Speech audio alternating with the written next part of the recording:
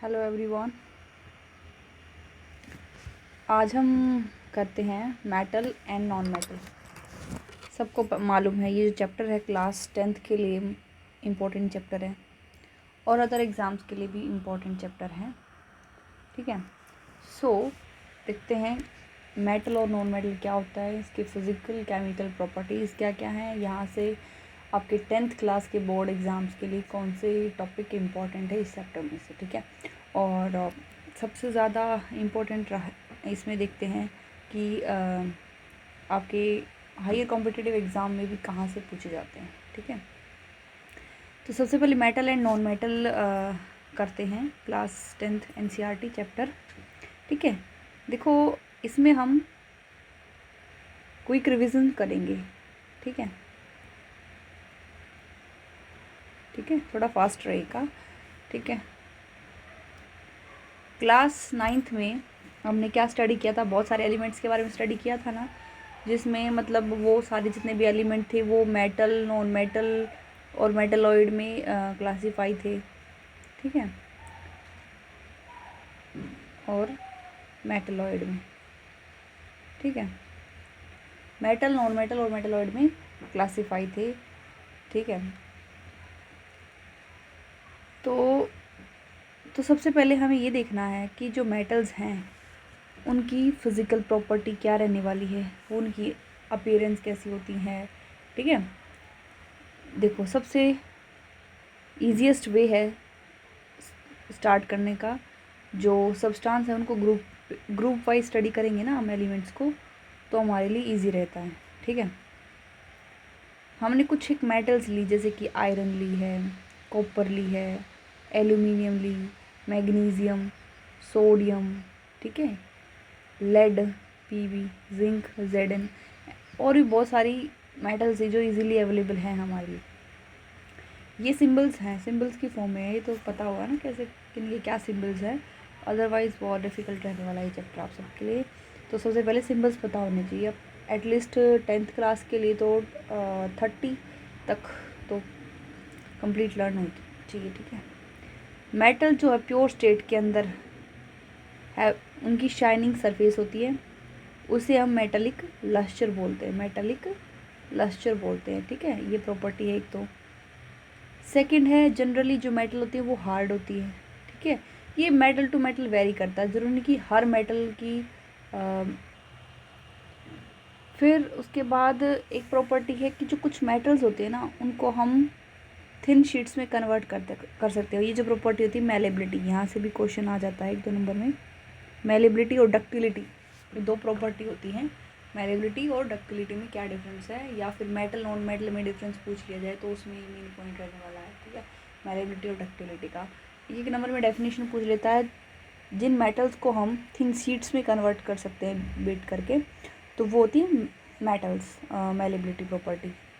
जैसे गोल्ड और सिल्वर है, मोस्ट मेलेबल मेटल्स हैं आपकी। ठीक है, एक एबिलिटी होती है डक्टिलिटी मेटल्स की, उनको हम ड्रॉन करके वायर्स में कन्वर्ट कर लेते हैं, दैट इज़ डक्टिलिटी। ठीक है, गोल्ड सबसे ज़्यादा मोस्ट डक्टाइल मेटल है। यहाँ से क्वेश्चन है कि जो मतलब वायर जो होते हैं 2 किलोमीटर लेंथ जो होती है, वो हम 1 ग्राम गोल्ड से हम 2 किलोमीटर लंबी वायर बना सकते हैं। ठीक है, सोच सकते हो आप कितना ड्रॉन कर सकते हैं, 1 ग्राम से 2 किलोमीटर लंबी वायर हम बना सकते हैं, तो कितना ज़्यादा हम उसको उसकी डक्टिलिटी प्रॉपर्टी। ठीक है, हाँ, हम इन प्रॉपर्टीज़ की वजह से, मेलेबिलिटी और डक्टिलिटी की प्रॉपर्टी की वजह से हम क्या कर सकते हैं, जो चाहे मेटल की शेप उसको प्रोवाइड कर सकते हैं। ठीक है, मैनी ऑर्नामेंट्स हम बनाते हैं। ठीक है, जो हम डेली वेयरिंग करते हैं, तो सबसे ज़्यादा इम्पोर्टेंट रहने वाला है इसका रोल। ठीक है, कुछ मेटल्स का हम यूज़ करते हैं कुकिंग वेसल्स में भी, है ना। सो हम यहाँ पे इम्पोर्टेंट डिस्कस कर रहे हैं, सबसे ज़्यादा मेन कोई रिवीजन सीरीज़ है हमारी ये। मेटल और गुड कंडक्टर होते हैं हीट के। ठीक है, हैव हाई मेल्टिंग पॉइंट होता है इनका, मेटल्स का। ये गुड कंडक्टर होते हैं हीट के और हाई मेल्टिंग पॉइंट होता है। ठीक है, ये प्रॉपर्टी याद रखना। सबसे पहले हमने क्या बताया था, लश्चर होती हैं ये चमक होती है इनके अंदर। दूसरा मैंने बताया था कि इनको जनरली हार्ड होती हैं, मेलेबिलिटी प्रॉपर्टी होती है, डक्टिलिटी होती है। ओके, हाँ, गुड कंडक्टर होते हैं हीट के, हाई मेल्टिंग पॉइंट होता है, बेस्ट कंडक्टर है हीट का सिल्वर, ठीक है, और कॉपर। AG होता है सिल्वर और CU होता है कॉपर सिंबल, ठीक है। पूछ लिया जाता है कि कॉपर और सिल्वर जो है क्या ये मेटल है नॉन मेटल है, तो आप बताओ ये मेटल है। अच्छा, ये इलेक्ट्रिसिटी कंडक्ट करते हैं या नहीं करते हैं, तो करते हैं, ठीक है। Lead and mercury are comparatively poor conductor होते हैं हीट के। लेड Pb और मरकरी Hg ये पुअर कंडक्टर होते हैं हीट के, ठीक है। हाँ, इलेक्ट्रिसिटी भी कंडक्ट करते हैं ये। हाँ, आप सब ने देखा होगा जो हम घरों में वायर यूज़ करते हैं उनके ऊपर जो कोटिंग होती है ना वो PVC की होती है, या रबर लाइक मटेरियल होता है, वो PVC होता है, पॉलीविनाइल क्लोराइड, ठीक है। क्यों किया जाता है ये? क्योंकि जो मेटल जैसे ही क्या होता है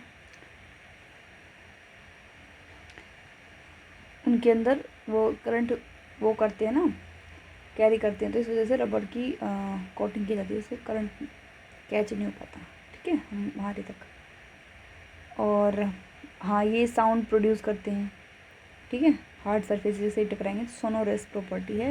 इलेक्ट्रिसिटी कंडक्ट करते हैं, हीट कंडक्ट करते हैं, मेलेबिलिटी डक्टिलिटी प्रॉपर्टी होती है, हार्ड होते हैं और लश्चर होती है प्रॉपर्टी में। तो सब ये सब प्रॉपर्टी रहने वाली है आपकी मेटल्स की, सब कर सकते हैं ना आप।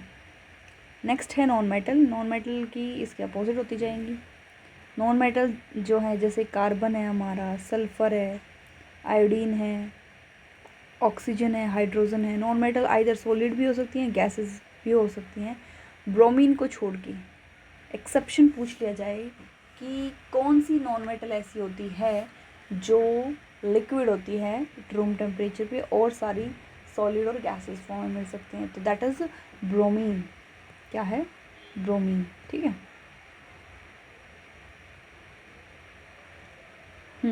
टू नॉन मेटल ऑल्सो है physical property similar to that of metal. क्या कह रहा है कि फिजिकल प्रॉपर्टी सिमिलर होती है मेटल्स की तरह? देखो ये वेरी करता है, जैसे देखो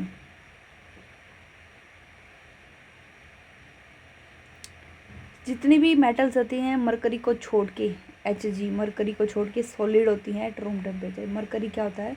लिक्विड होता है। मेटल्स की बात हो रही है, ठीक है, यहाँ पे कंपैरिजन चल रहा है। अब ऊपर मैंने ब्रोमीन का बताया था, ब्रोमीन लिक्विड होता है रूम टेम्परेचर पे, और मेटल्स में मरकरी होता है लिक्विड रूम टेम्परेचर पे, और अदर मेटल्स सॉलिड होते हैं। मेटल्स का हाई मेल्टिंग पॉइंट होता है। गैलियम और चेजियम जो होता है ना, उनका लो मेल्टिंग पॉइंट होता है। गैलियम और चेजियम इनका लो मेल्टिंग पॉइंट होता है और ज़्यादा होता है हमारा वैसे तो सभी मेटल्स का, ठीक है।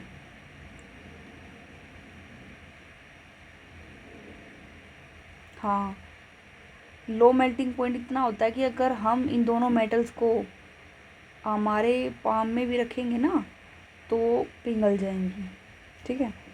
आयोडीन एक नॉन मेटल है बट इट इज़ लश्चरस है। ये कुछ एक्सेप्शंस हैं, देखना यहीं से क्वेश्चन आ जाते हैं।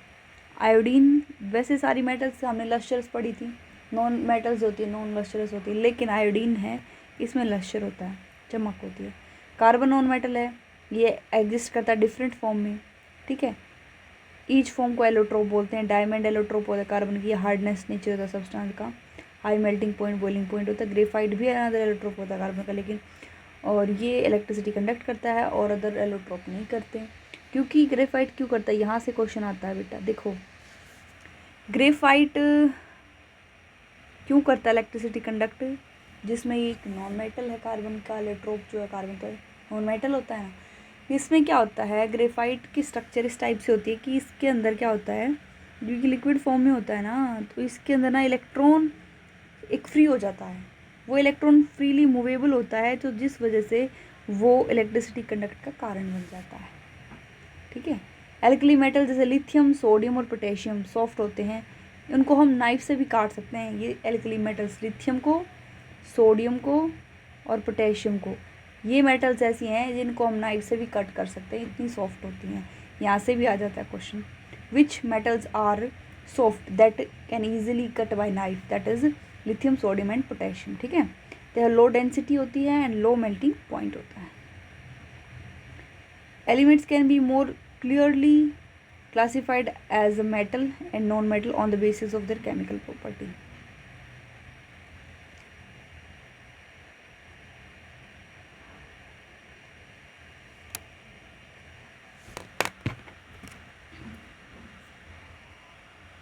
ठीक है, अब हम केमिकल प्रॉपर्टीज़ पे आएंगे.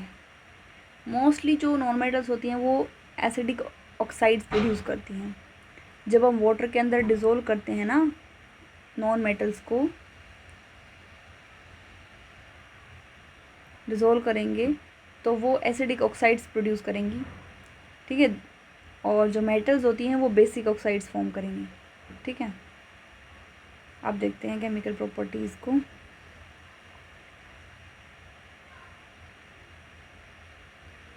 सबसे पहले देखते हैं क्या होता है अगर हम मेटल को बर्न करते हैं एयर के अंदर. तो मेटल को एयर के अंदर बर्न करेंगे तो मेटल ऑक्साइड फॉर्म आएगा हमारी. ठीक है, जैसे एग्जांपल के फॉर्म में कॉपर है.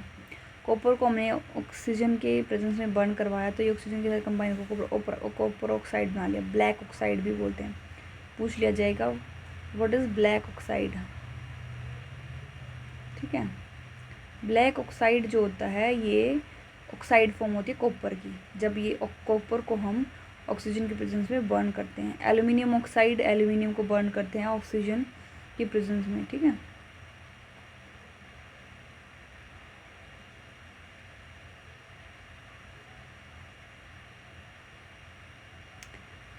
ठीक है. अब आता है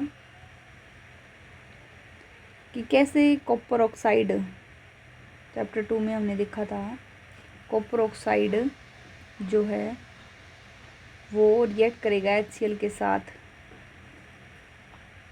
metal oxide basic in nature होती है, हमने पढ़ा था ना, और जो नॉन मेटल होती है वो एसिडिक ऑक्साइड्स बनाते हैं. ठीक है, हाँ कुछ एल्यूमिनियम ऑक्साइड्स होती हैं, जिंक ऑक्साइड होते हैं, शो बोथ.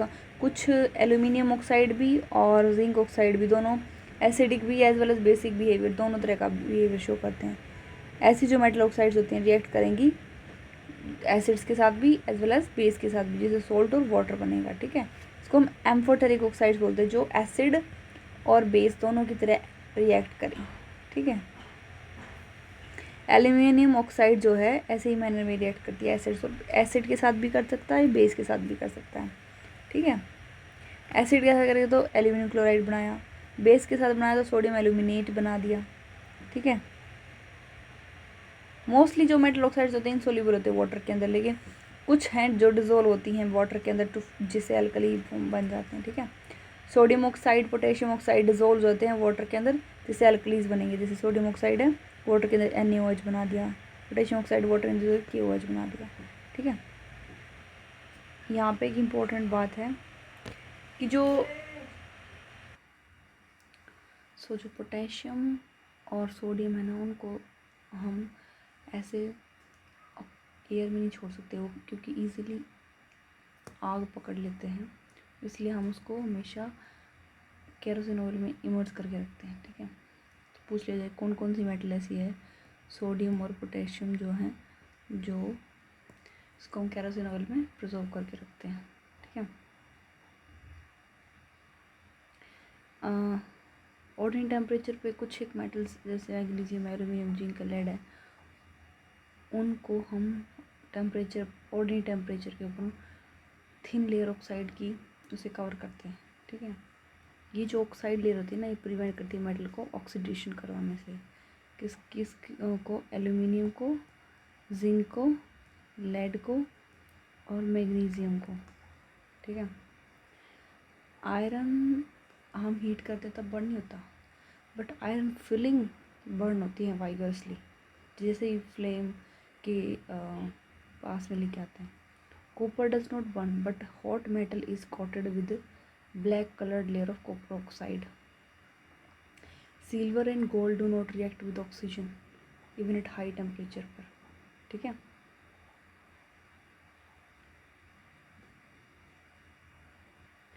अब देखते हैं कि जब मेटल वाटर के साथ रिएक्ट करती है तो क्या होता है। ठीक है, जब मेटल वाटर के साथ रिएक्ट करती है तो मेटल ऑक्साइड बनाती है और हाइड्रोजन गैस बाहर निकलती है। ठीक है, जो मेटल ऑक्साइड्स होते हैं ये सोल्यूबल होते हैं, वाटर के अंदर डिजोल्व हो जाते हैं, फर्दर मेटल हाइड्राइड में कन्वर्ट हो जाते हैं। फर्दर फिर से मेटल ऑक्साइड के अंदर वाटर डालती है ना तो मेटल हाइड्राइड बन जाता है। जैसे मैं आपको बताती हूँ, जैसे हमारा पोटेशियम वाटर के अंदर डाला तो पोटेशियम हाइड्रोक्साइड बना, H2 गैस बनी और हीट एनर्जी निकली बाहर। सोडियम को इसके अंदर डाला, सोडियम हाइड्रोक्साइड बना, हाइड्रोजन गैस बाहर निकली। कैल्शियम को डाला H2O के अंदर तो कैल्शियम हाइड्रोक्साइड बन गया। ठीक है, मैग्नीशियम कोल्ड वाटर के साथ रिएक्ट नहीं करता, ये हॉट वाटर के साथ रिएक्ट करता है और फिर मैग्नीशियम हाइड्रोक्साइड बनाता है और हाइड्रोजन गैस बाहर निकालता है। बबल्स हाइड्रोजन गैस की फॉर्म हो जाती है, इस वजह से वो फ्लोट करने लग जाता है। ठीक है, और जो मेटल्स जैसे एल्यूमिनियम है, आयरन है, जिंक है, ये कभी भी ना तो रिएक्ट करती कोल्ड ना हॉट वाटर, किसी के साथ रिएक्ट नहीं करती। एल्यूमिनियम, आयरन और जिंक। ठीक है,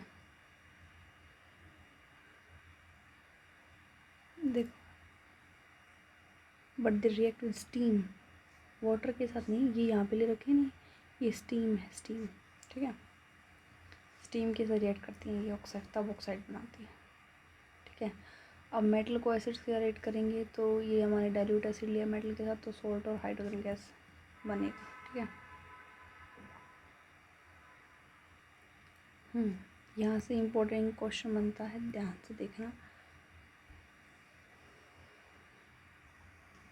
तो इसके अंदर हमें क्या बताता है कि हाइड्रोजन गैस जो होती है वो नाइट्रिक ऑक्साइड नाइट्रिक एसिड जब मेटल के साथ रिएक्ट करता है तो H2 गैस इवॉल्व नहीं होती, क्योंकि ये ऑक्सीडाइजिंग एजेंट है स्ट्रॉन्ग वाला। इससे जो हाइड्रोजन गैस बाहर निकलती है ना वो H2 की फॉर्म में बदल जाती है, इस वजह से H2 नहीं होती। लेकिन मैग्नीशियम और मैंगनीज़ के केस में H2 गैस निकलती है बाहर। ठीक है,